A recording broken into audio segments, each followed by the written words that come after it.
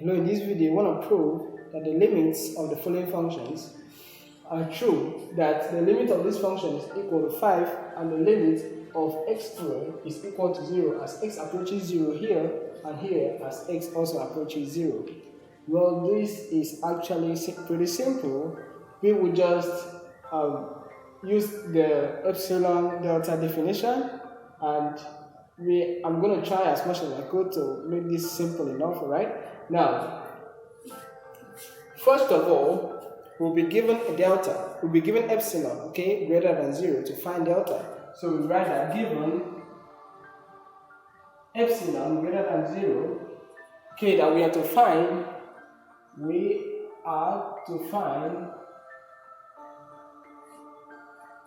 a delta which depends on epsilon, okay, greater than 0, such that when we take the absolute value of this function 2x plus 5 and we subtract the limit from it, minus 5, okay, it is going to lie in the epsilon neighborhood. That is going to be less than epsilon. And also, that will be true whenever we take x minus x naught, that is 0, no, x minus 0, and that should be less than delta. Well, from this statement, we are simply saying, where will this function approach as x tends to 0, right? Now, as x tends to 0, you see that this approaches this man right here. So, we want to get a value, okay, for delta in terms of the given epsilon, such that for any little epsilon, or may not be little, for the distance of epsilon, like this, so this is the epsilon neighborhood. So if this is the point L, this will be L plus epsilon, this distance here, and this one will be L minus epsilon. So when we have a corresponding, let's say this is x naught, okay, in this particular case is 0, assuming it's x naught, when we have an open interval, then we're going to have it to be x naught plus delta, so x naught minus delta. So the whole of this is called the epsilon neighborhood, and this is called the delta neighborhood.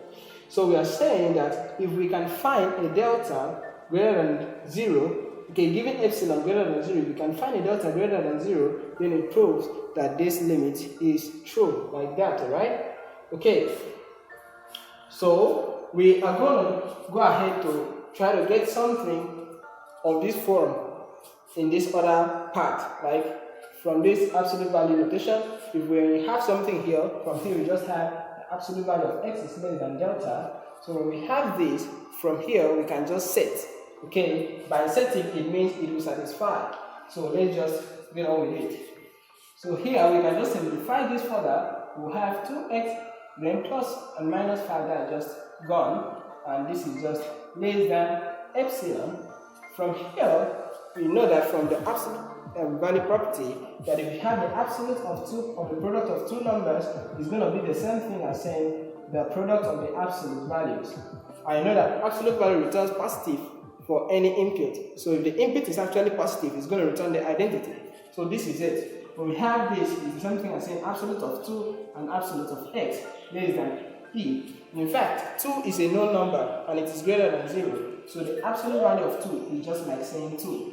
Alright? So from here, we can just get the absolute of x, which is very nice. So here we just have that the absolute value of x is going to be less than epsilon over 2.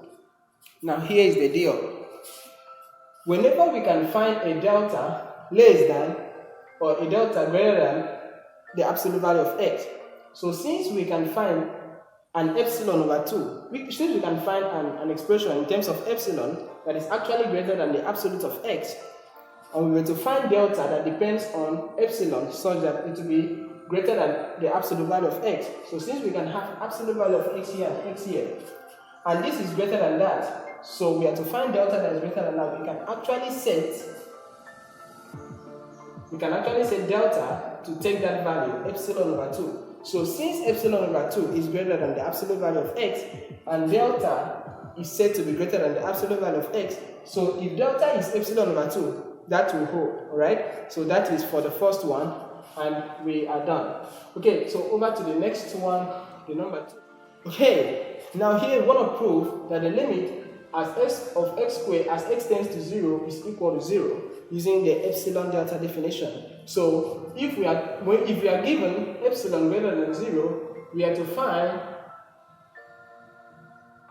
a delta which depends on epsilon greater than 0, such that when we have x squared minus 0 less than epsilon, whenever